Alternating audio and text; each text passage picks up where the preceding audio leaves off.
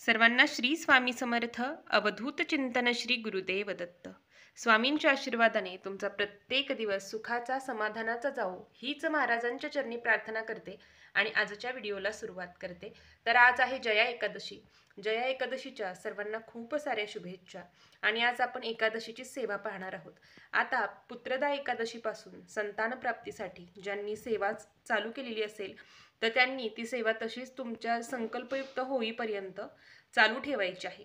तर जरूर ती सेवा करा. अनेक सेवकरींना संतान प्राप्तीसाठी या सेवेचा फायदा झालेला आहे. ही सेवा कोणत्याही एकादशीपासून करू शकतात, त्याची संपूर्ण माहिती आपल्या चॅनेलवर आहे. तर आज जया एकादशी आहे.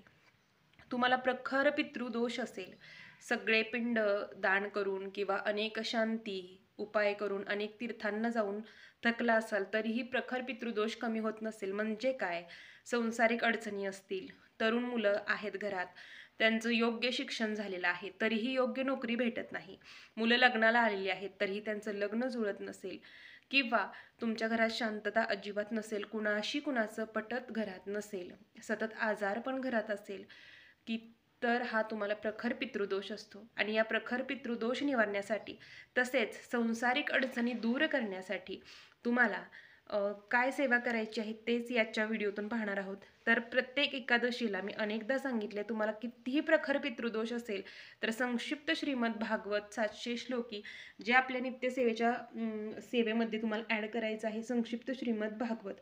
तर हे फक्त तुम्हाला आपल्या स्वामींच्या केंद्रातच मिळेल. हे दिंडोरी प्रणीत आहे, बाहेर तुम्हाला कुठेही मिळणार नाही. तर हे तुम्हाला संक्षिप्त श्रीमद भागवत ग्रंथ आणायचं आहे केंद्रातून आणि याचं एका बैठकीत पठण करायचं आहे. याचं पठण कसं करायचं याच्यात संपूर्ण माहिती दिलेली आहे, तरीही थोडक्यात सांगते. यामध्ये 14 स्कंद आहेत, म्हणजे ज्या पद्धतीने आपले 14 अध्याय असतात त्या पद्धतीनेच आहेत आणि तुम्हाला हे एकाच बैठकीत वाचन करायचे आहेत. आता जर तुम्ही संकल्पयुक्त करणार असाल, म्हणजे तुम्ही जर 11 दिवस करणार असाल तर सलग 11 दिवस तुम्हाला 11 वेळा हे पुस्तक पठण करायचं आहे, म्हणजे दिवसातून एक वेळेस हा संपूर्ण ग्रंथ तुम्हाला वाचायचा आहे. तर ग्रंथ वाचताना तुम्हाला एकाच जागी एका बैठकीत वाचायचं आहे. म्हणजे आता तुम्ही देवघरासमोर बसला आहात, शक्यतो देवघरासमोर एक पाट घ्या, त्यावर पिवळं वस्त्र अंथरा, केशरी अंथरा आणि हा ग्रंथ धूप दीप लावून बसायचं आणि संकल्प पहिल्या दिवशी सोडायचा. जर तुम्हाला संततीबाबत अडचण असेल तर संततीसाठी, नोकरीसाठी, विवाहासाठी संकल्प करून, म्हणजे मी अमुक अमुक नावाचा स्वामी समर्थ सेवेकरी आहे, तुमचं गोत्र सांगायचं, गोत्र माहीत नसेल तर काश्यप गोत्र असं सांगायचं आणि त्यानंतर उजव्या हातात पळीभर पाणी, फूल अक्षता घेऊन तो संकल्प सोडायचा. त्यानंतर तुम्हाला मांसाहार कडकडीत वर्ज, ब्रह्मचर्या पालन करायचं व 11 दिवस. आता तुमच्या अडचणी किती तीव्र आहेत की त्यानुसार तुम्ही सेवा करा. मग कोणी 11 दिवस करू शकता, 21 दिवस करू शकता, 51 दिवस करू शकता किंवा 101, 108 दिवस तुम्ही ही सेवा करू शकता. तर खूप प्रभावी सेवा आहे.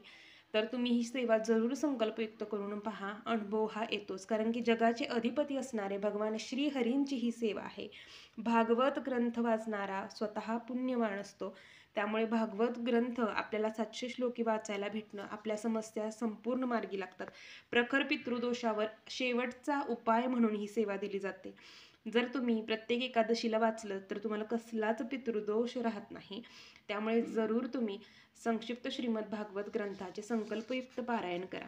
आता सेवा सुरुवात करताना संकल्प सोडला, त्यानंतर धूप दीप लावून घ्यायचा आहे, स्वामींना विनंती करायची व स्वामीस्तवन एक वेळेस पठण करायचं आहे. त्यानंतर एक माळ श्री स्वामी समर्थ या मंत्राची आपल्याला करायची आहे. 24 वेळा गायत्री मंत्र, एक माळ विष्णू गायत्री मंत्र, ओम नारायणाय विद्महे वासुदेवाय धीमहि तन्नो विष्णू प्रचोदयात, एक वेळा पुरुष सुक्त, एक वेळा श्री सुक्त, संस्कृत प्राकृत तुम्ही दोन्हीही वाचू शकता. हे सर्व आपले ग्रंथ नित्यसेवेच्या ग्रंथामध्ये आहेत.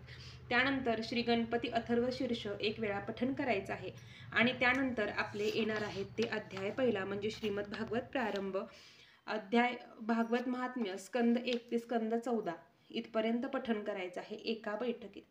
ही सेवा चालू असताना आपण आता 11 दिवस करणार असाल तर संपूर्ण 11 दिवस तुम्हाला मांसाहार वर्ज करायचं आहे, ब्रह्मचर्याचं पालन करायचं आहे आणि याचं एका बैठकीत पठण करायचं आहे. एवढेच नियम आहेत, बाकी कोणतेही नियम नाहीत.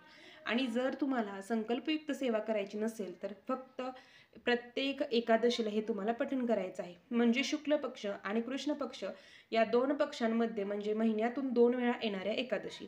जशी की आज जया एकादशी आहे, तर या एकादशीपासून सुरुवात करू शकता.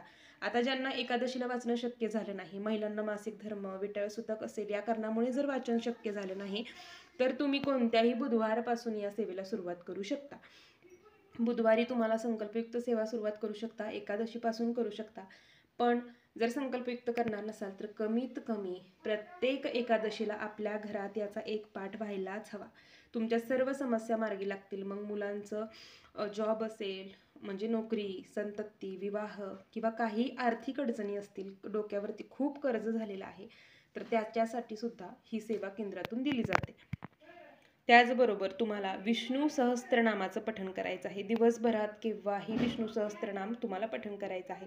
मग एक वेळेस पठण करा, एका बैठकीत करा. ज्यांना संस्कृत वाचता येत नसेल त्यांनी मोबाईलला यूट्यूबला लावून द्यावं, त्याच्यासोबत श्रवण करा, पठण करा, मग गुणगुणू शकता, म्हणू शकता. तर विष्णू सहस्त्रनामामुळे आपल्याला दिवसभरात आपल्याकडून जी काही वाईट कामं झालेली आहेत, कृत्य झालेले आहेत, तर त्याच्यापासून आपल्याला मुक्ती मिळते. पितरांचा दोष आपला कमी होत असतो. तर विष्णू सहस्त्रनाम हे संस्कृतमध्ये आहे, तर त्याचं पठण हे स्पष्ट उच्चारात करायचं आहे. यस्य स्मरणमात्रेण जन्मसंसारबन्धनात् विमुच्यते नमस्तस्मै विष्णवे प्रभविष्णवे नमः समस्तभूतानामादिभूताय भूभृते अनेकरूपरूपाय विष्णवे प्रभविष्णवे. याप्रमाणे प्रत्येक उच्चार हा स्पष्ट असावा.